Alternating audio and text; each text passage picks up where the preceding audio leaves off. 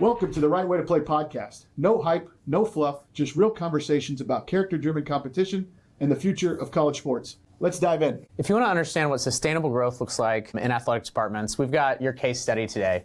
We've got Drew Watson, the athletic director from Southeastern University, joining us. Hey, guys. Under his leadership, he has more than tripled the size of the athletic department at Southeastern. They've won multiple national titles, multiple Sun Conference titles. He himself has been a national presence in the NAI landscape. You've been the chair of the ADA. You've been heavily involved in NAC. You're involved in selection committees. The list can go on and on. Path Forward Task Force, I believe, all those different things. And so you're obviously heavily involved in our association, and you've done great things at your athletic department. So thanks for joining us. Thank you. It's great to be here with you guys. Yeah, absolutely. So let's dive in. Southeastern has sustained a lot of success over time, especially recently. How have you kept the mission of the university at the forefront while the elevation of your programs are going on? You know, I think it's really about continuing to emphasize what we do.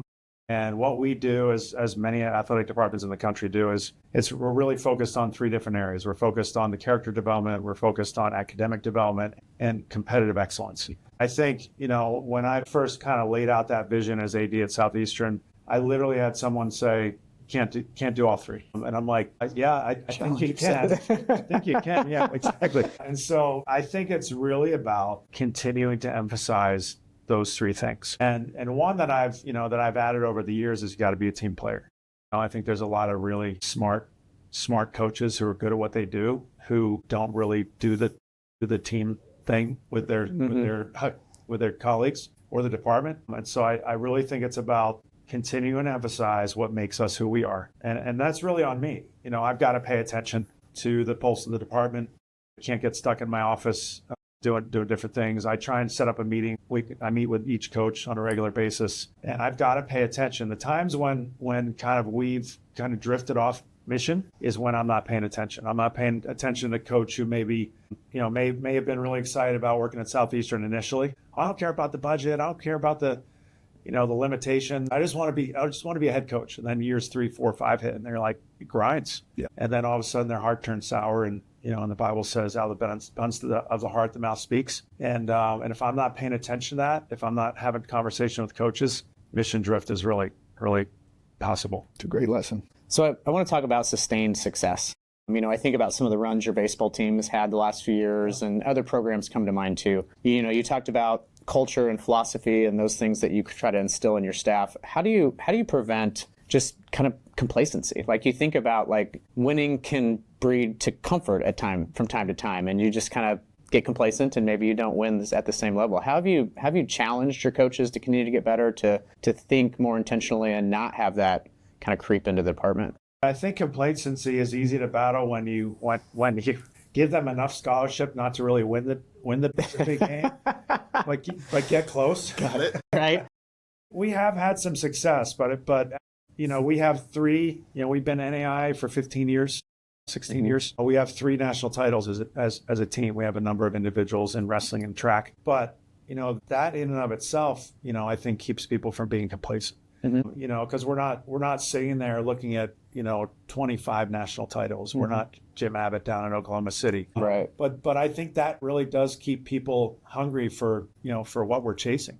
Yeah. And I would add this too, that I think, coaches, if coaches feel like they're isolated, if they feel like they're in their office grinding and nobody's with them, I think that can lead to some burnout, some lack of motivation. But I think if people feel like, administration's on my side, administration's fighting for me, the admin team provides this, and this. And I've always viewed my job as I'm a fullback, and athletic directors have to create holes in the line for coaches to sprint through. And if coaches don't feel that way, I think it leads to some complacency, and I think it leads to some, just like, man, I'm in this by myself, and I'm just going to kind of float along until I get another job. And, we obviously don't want that. Talk to us, and maybe this could be obviously what you guys do at Southeastern, but maybe a message to young ADs, any ADs out there in the NAI. What do you believe the difference between a winning season is, and then continuing to build on a winning culture at Southeastern? Yeah, I think that's a good question. I think it really boils down to the people that you hire. I think,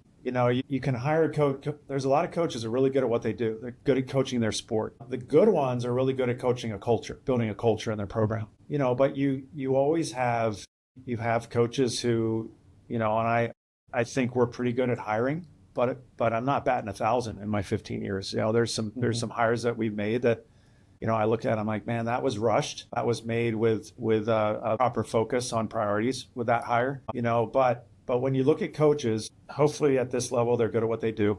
Hopefully they're building culture, but I think it takes a special coach to understand that it's not just about their team. It's about the culture of the athletic department. They are an integral part of what we do. And, because it's easy to silo, right? It's easy as a coach, you're in the grind, I got to win it. I got to win. And you don't really look up and you look around. And when you do that, you sense, man, I'm part of a broader culture. And when you do that, it's a healthy culture.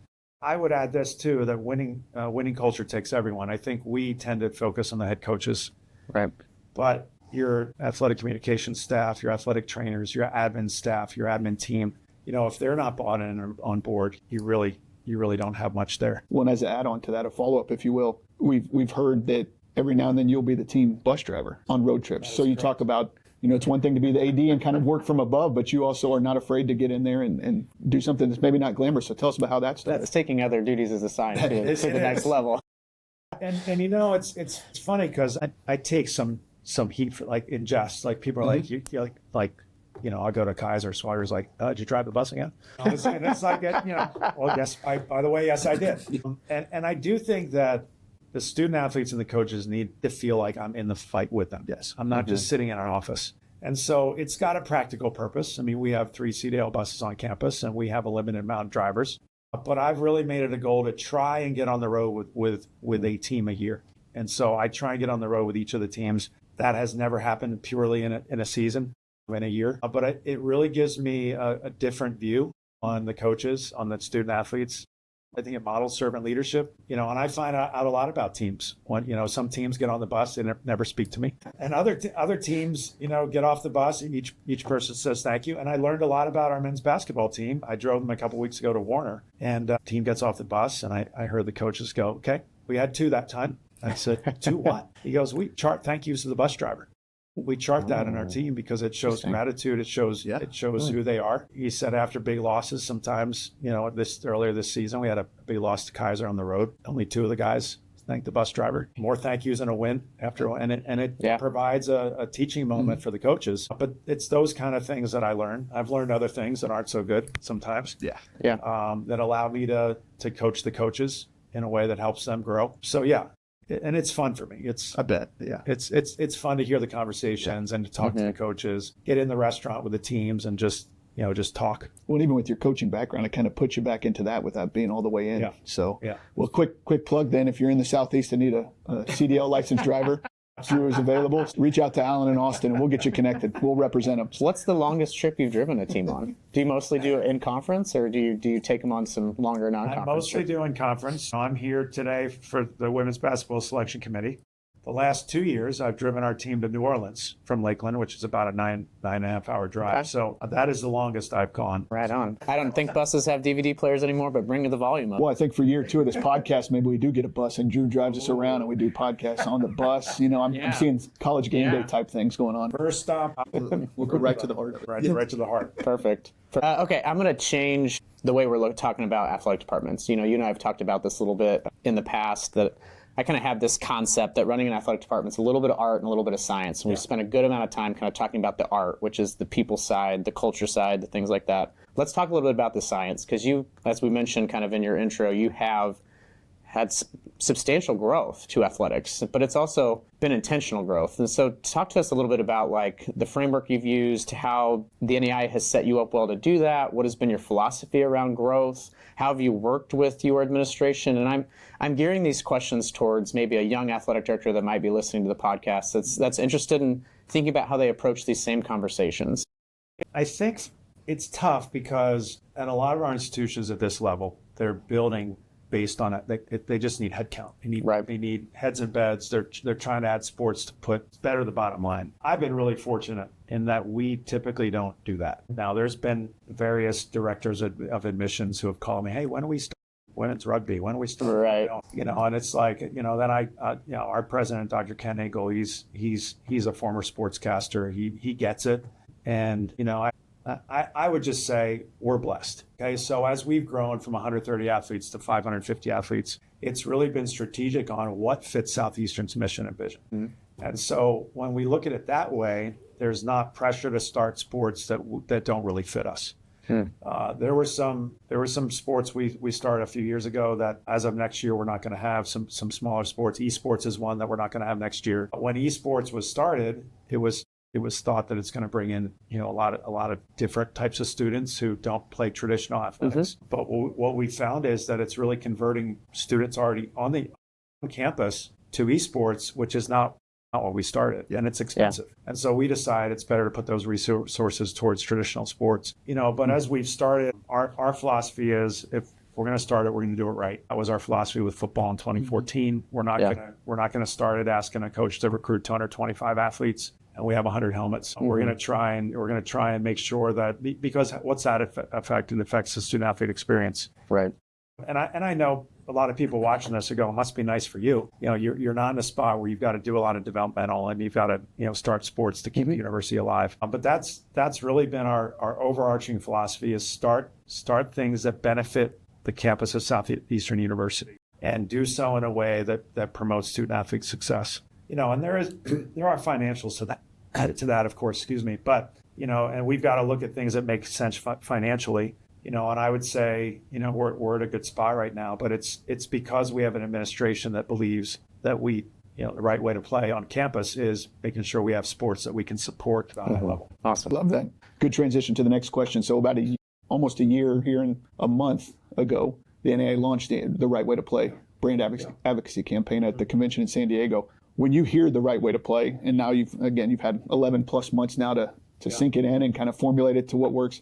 What does that mean to you personally and then also to Southeastern? Well, I think, first of all, I think it's brilliant. I think in the landscape of college athletics, there's a lot of things going on that we all look at as people who've been in athletics for years and go, what the heck is going on? Mm-hmm. And so to market who we are as athletics the way it's always been, traditional student athlete focused athletics is spot on. And I commend Jim and the national office for landing on that.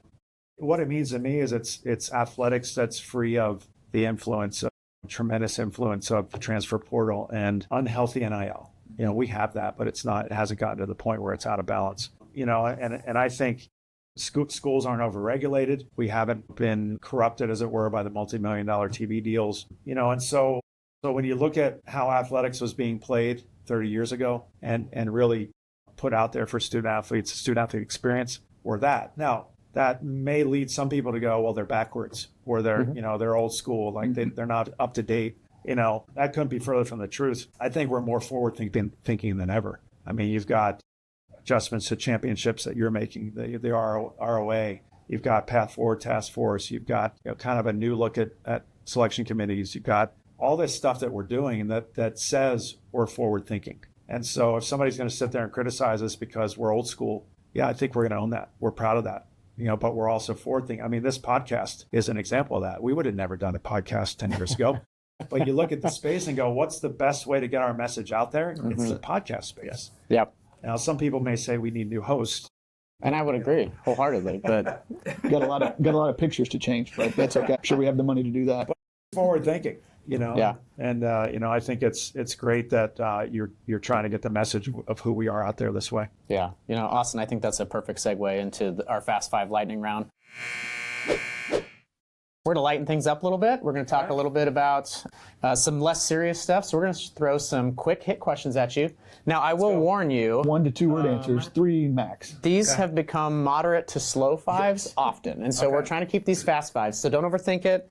First gut action, or first gut reaction, I should say. First question, what's something about you that would surprise your student athletes? I like to grow things. I like to do that kind of stuff. Are we talking like plants or vegetables or both? Both. Both. Okay, right on. More vegetables. Yeah. When I was 12, I planted a little garden outside my house, grew tomato plants. I know. Bring new sports in. If we could put a greenhouse in the back of a bus, that'd be a perfect mix for me. The show just got even better on the road. Here we go. We're going to have to unpack that offline because I've got follow-up questions. Yes. Easier to grow a cucumber or an athletic or a sports team? Which one? Right, exactly. Okay. Who would you want to play you in a movie? George Clooney. I was actually thought that. I thought that too. All right. I get Blake Shelton a lot, so I could see that. I could have seen that. I could have said that, but I'd say George Clooney. What's your favorite golf course that you've played? Live in Florida, golf course, Mecca? No, I've been blessed to play some really nice golf courses, and I would say my favorite's been Kapalua in Hawaii. Oh, right on. Yeah. Very cool. And it's a longer story than that, but it's a blessing to be able to do that. But yes. Quick follow-up, handicap. What's your handicap? It's like 18. I lose a lot of golf. My guy. That's my guy. We could play any time together. Alan's really like at 15, but he claims to be a lot better than that. So just be wary if you do play with him. Why? Why do we have to go there? We were having a nice conversation. It's you. Okay, we're into a slow 5 now. We got to keep it rolling. What's your most overused phrase or often used phrase in the office? Like, what would Brittany say you say a lot? We may or may not already have the answer to this. Recently, it's been this is something I got from another AD. There's a pain that hurts and there's a pain that changes. That's one of them, but it's probably something along the lines of gratitude. Okay. Because that's my pet peeve. Yeah. Okay. People who walk around entitled, and I think we get that a lot in athletics. Where you walk into the registrar's office, they're like, "Hey, I need this." Well, no, like walk in with humility and gratitude. Great message. Okay, we may know the answer to this, but if you're not being athletic director, you're being what? I was going to guess bus driver, but I don't know that that's the right. I would say avid fan. I follow him on Twitter. Always reposting and sharing stuff about what they do on campus. So fan, etc. I think that I would like, and you'll probably laugh at this because you experienced this from me. I think attorney would. Yes. Probably. Yeah. Okay. Litigation. Here we go. Now, has anyone ever brought Fast Fives for you? No. No. We've answered them every now and then with some guests, but Do you got a couple? No. I just wonder, like, you're always the guys asking the questions. Has anyone like turned the tables on you? no, because I don't think we're important enough. The guest is who people want to hear from. Guys, you're important. No. Oh, thank you. Please. Thank you. Yeah. Can you look in the camera and say? These guys are important. Look at them. Okay, well, on that note, let's get into kind of just Austin, our walk-off moments. We've had a great conversation with Drew today. Drew, we so appreciate you coming in and visiting with us, and obviously your role in the selection committee is big time, and it really matters, and so we appreciate how serious you take it and your commitment to the NEIA. Austin, what are you thinking? Alan, I think my walk-off moment would be, I think it's gratitude. We just heard it a second ago, but I think it's how Drew leads with gratitude and how that I've interacted with a lot of people on campus at Southeastern, and you can kind of start to see that kind of umbrella down over the top. And I think the pride that they show down there for how they've built sports and started sports. And, he's talked about football since they started that back in 2014. Obviously a playoff win this past year, making the playoffs. It's exciting to see the growth overall of that institution and the strength of that institution. So gratitude with a little bit of pride mixed in there is really my walk-off moment. Yeah, the word that I can't get out of my mind right now is just intentional. It seems like, Drew, your leadership is just really intentional, and everything that happens at Southeastern is really intentional. And I mean that with real positive intent. Like the culture is intentional, new sports are intentional, the student athlete experience is intentional, and I just think that is a really interesting and strong way to think about leadership and to think about how you run an intercollegiate athletics department, especially in kind of the small college environment that we live in on a day-to-day basis. I appreciate that, guys. Yeah, it means a lot to me. Well, college athletics is at its best when it builds more than wins. Thanks for being a part of the conversation. Share with us, reach out to us with ideas of future guests or topics, anything like that. But as always, keep playing the right way. And be sure to follow or subscribe so you don't miss the next conversation.